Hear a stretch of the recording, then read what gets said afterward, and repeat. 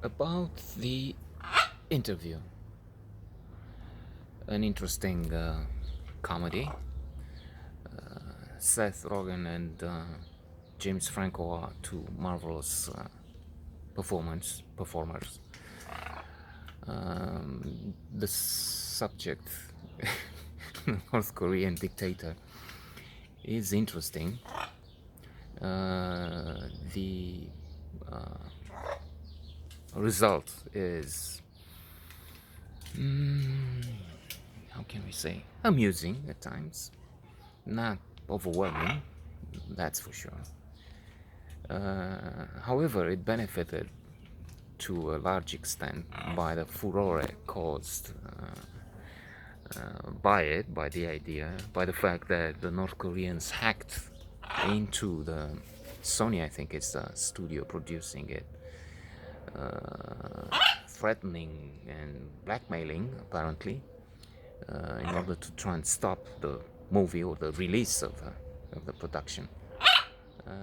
Because the brave, heroic people of North Korea would not stand for something like such an insult. It is, even thinking about it, is amusing. By the way, some positive psychology studies have demonstrated that watching comedies is good, but more interestingly, even the knowledge of the fact that you will see a movie, you plan to see it tonight, I'm guessing not in a month, because that would not have such impact. The things we do in the distant future, so to say, do not animate us much psychologically. It's discovered that if we are asked about how much we will invest in doing something in terms of money, we have very different results if it's somewhere in the future as compared to something immediate. Potolește-te că te aud. This is the small North Korean dictator here. Blue and gold, big mouth, beloved leader.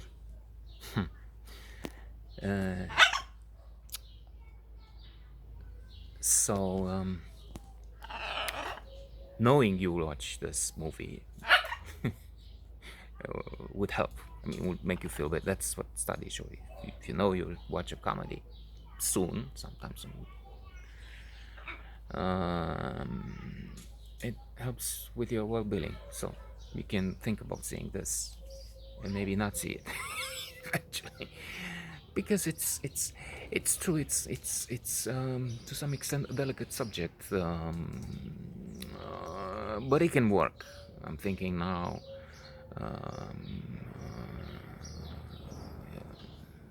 The producers, okay, so Hitler in Springtime. The subject is too much to take for a comedy, but then the results are with a craftsmanship, with a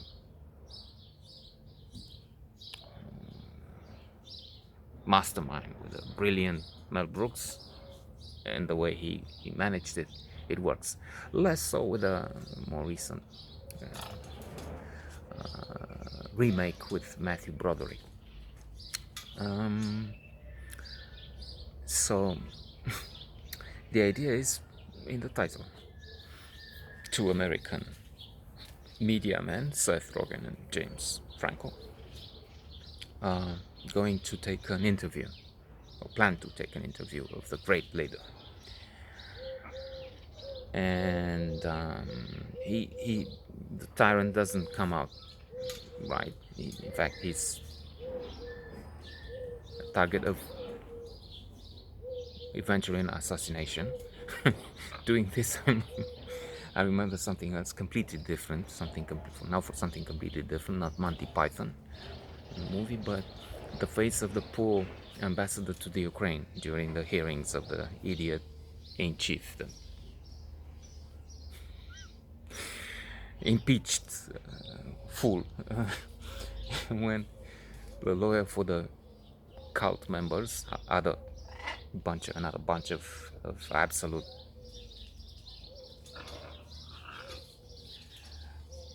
what can we call them?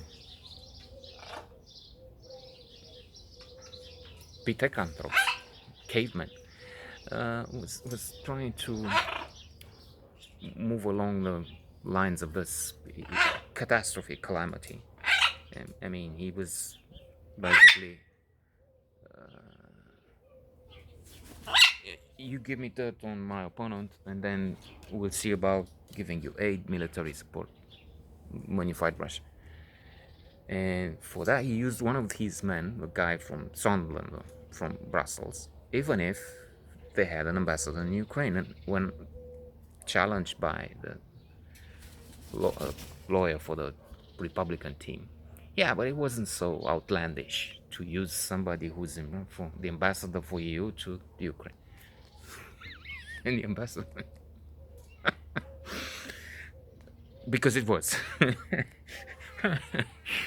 So he was pondering on, yeah, well, it could be more. Now, to try and return to the friend of the aforementioned idiot, impeached idiot, because it was love, he says. So he denies attitudes, statements, which are on record. Absolutely. I mean, this guy is crazy. That's also true. I'm not going to get into that because I'm coming to the end. So, yeah, interesting, but not history of the world. To would have a line there to describe this.